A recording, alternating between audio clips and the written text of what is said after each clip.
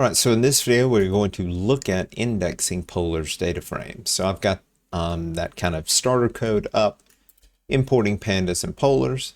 I'm using that store sales forecasting data to create a pandas data frame called sales data PD. And I'm reading that store sales forecasting data to create a polars data frame called sales data PL. All right, so let's start off looking at pandas. I'm going to get the first 3 rows. Right?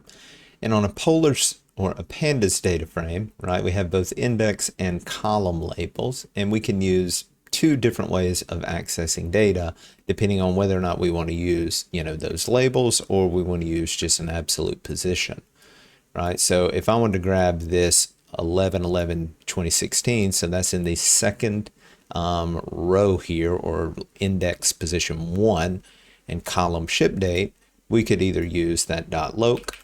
So this is grabbing by index and column labels. I can say, well, give me index 1, and then give me column label ship date, and that's going to grab that, right? We could get multiple rows, right? So I can say, well, give me back index labels, 1 and 2, and that ship date, and now that's returning a pandas series, right? And I could say, well, give me multiple rows and multiple columns, right? I could do that, provide that as a list. So give me ship date and ship mode for index labels 1 and 2 using that .loc. All right, so in that pandas basics playlist, we talk about the .loc accessor and what we can do there. We can also, let's look at this. All right.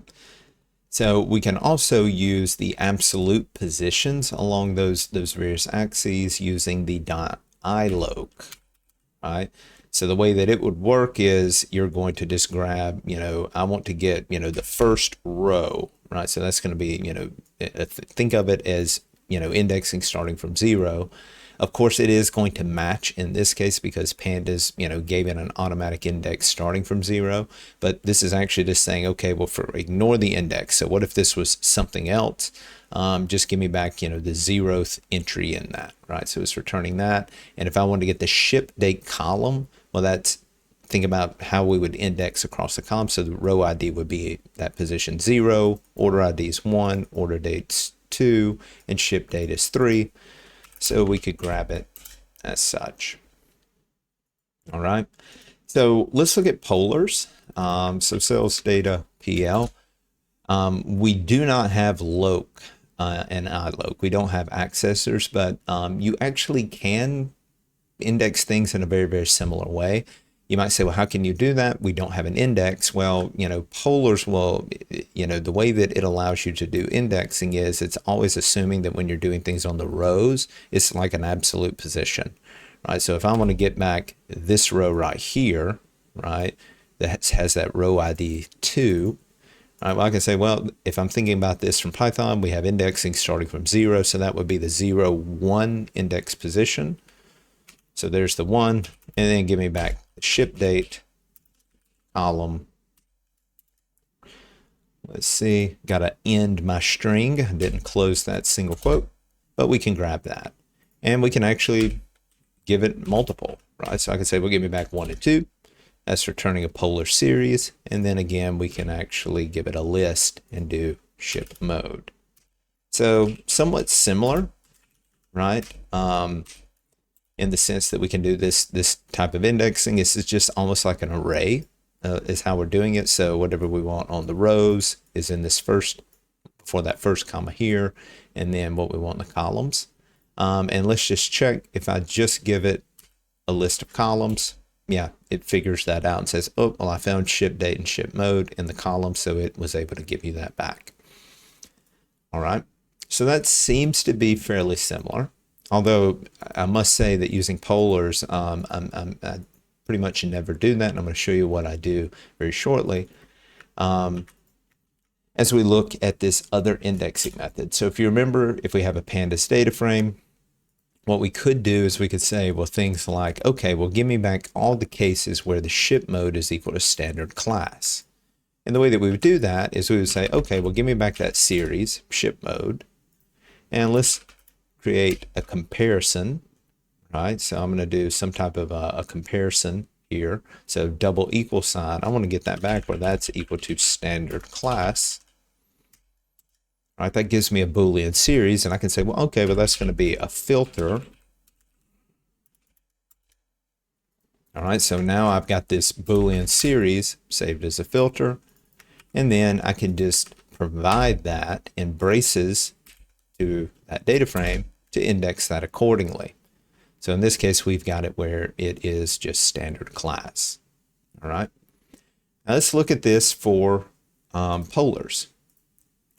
All right, so if I've got this sales data PL, we've already seen, well, I could grab ship mode and get back a polars series. Well, let's see if we can do the same thing. So let's do standard class. All right, so it seems like we're getting some type of a Boolean object back. Let's look at the type of that. Well, that's a series, so it seems like they're pretty much equivalent at this point.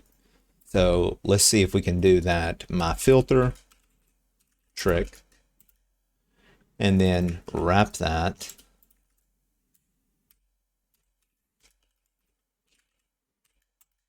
Boom, we get an error. All right, and if we look down, it says, hey, well, selecting rows by passing a Boolean mask is not supported. Hint, use the filter method instead.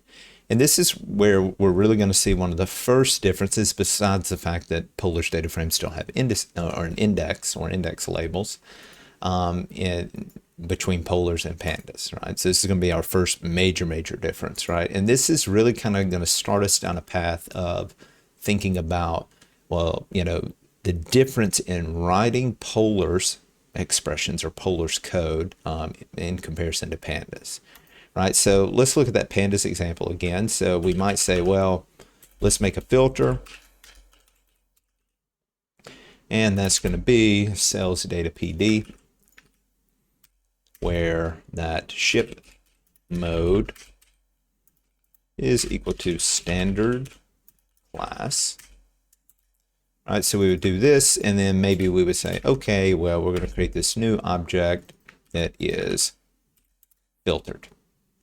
All right, so this works, right? This is fine. So maybe this is going to be my standard class data, right? And we can just look at the shape, and we can see that it is definitely filtered, right? So we had like 2,121 rows originally, but now we've got 1,248. All right, so the key thing is, like, this is very typical for, you know, kind of a pandas workflow. You know, we've got some type of a filtering expression, and then we want to, you know, take that filter, create a Boolean series, hand that off to a data frame, but it's two unique statements right here. So we're executing this statement, and then we're using the result of that to execute another statement to perform an operation. All right. In Polars, the way that we would want to do this is we would want to start using what they call their expression syntax, okay?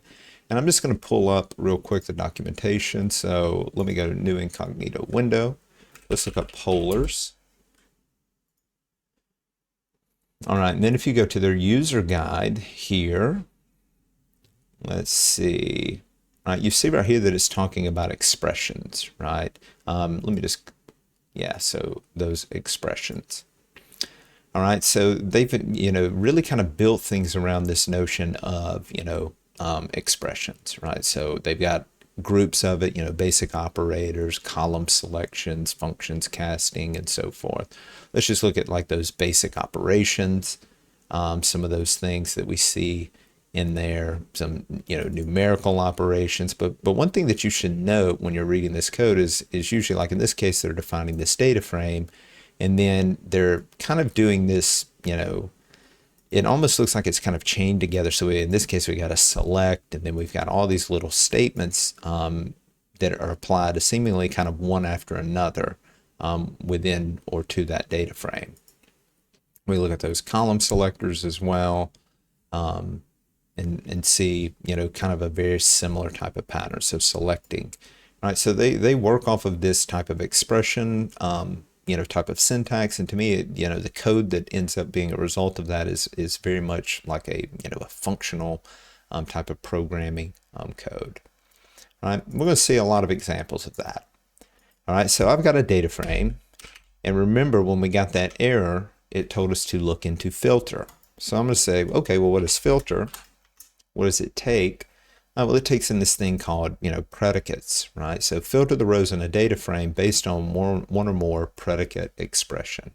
All right, so what is a predicate? A predicate is an expression that evaluates to a Boolean series here, right? That's what it's expecting here. So expressions that evaluate to a Boolean series. All right.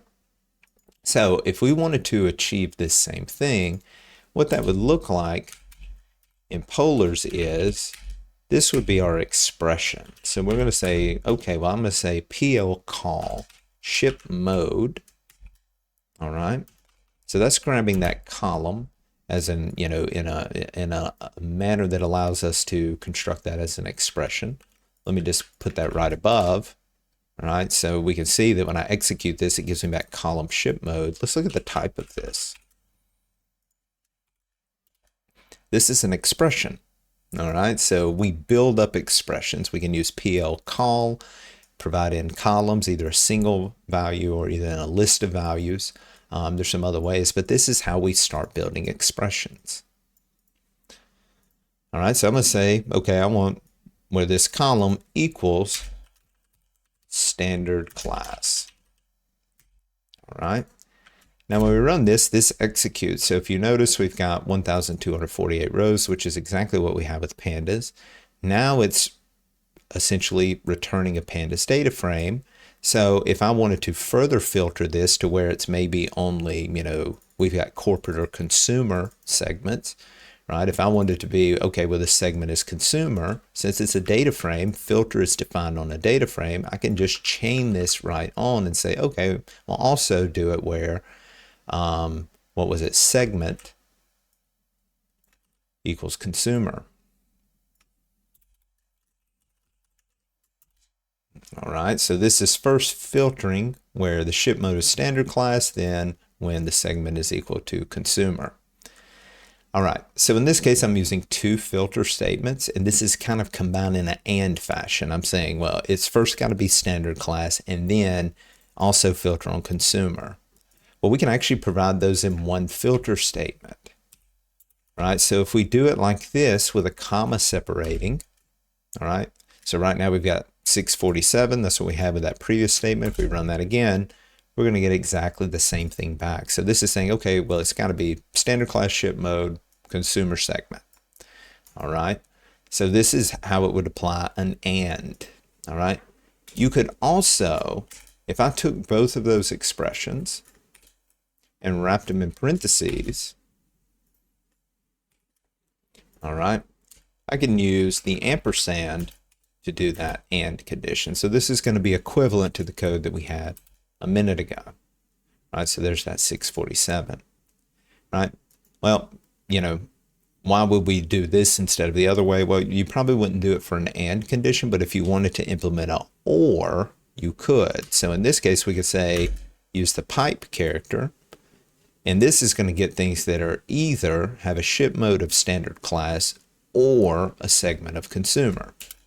So we can do some, kind of nice filtering in this. And again, that's a very common logical operator. So again, looking at this code is, fairly straightforward, right? So it is fairly readable, even though we're trying to get used to this weird expression syntax, right? It's our first time seeing it. Well, could we do the same thing in pandas, right? Well, we actually can. So you can in pandas, right? So if we wanted to get this same equivalent, this OR logic, you can make your filter so this is going to return a Boolean series. You can actually just put the OR operator right in between, right? And you can say, well, OR ship mode is equal to consumer. All right, so this will work. So we got 1,714, which is exactly what we get with polars, right?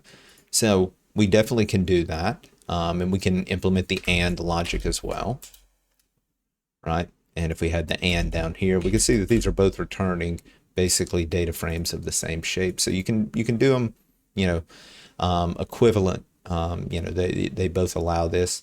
But again, kind of the key thing with pandas is you got to define this filter, and then you're handing off this filter, right? And personally, you know, the more that I've been using this expression type of syntax, it's really kind of grown on me, right? Because again, from a readability perspective, right, to me, if we're reading this filter, it looks weird to somebody that's new, right? So you're taking this thing and you're getting ship mode and, you know, what's being returned, whereas here you're very explicitly saying, okay, well, take this object, filter it, and, you know, where the ship mode equals standard class.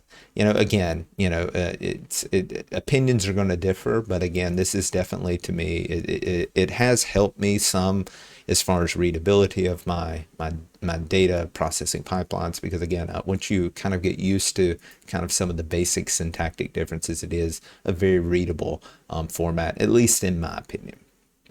All right, but that's going to be the way that you would want to do that. So again, most of the time we're filtering on column-based things. It's very, you know, we could grab that, you know, whatever's the first row of that data frame, of course. But again, a lot of times, most of the time when we're doing filtering on a data set using either pandas or polars, we're doing column-based filtering, and this is how you would want to do that. So based on values in columns.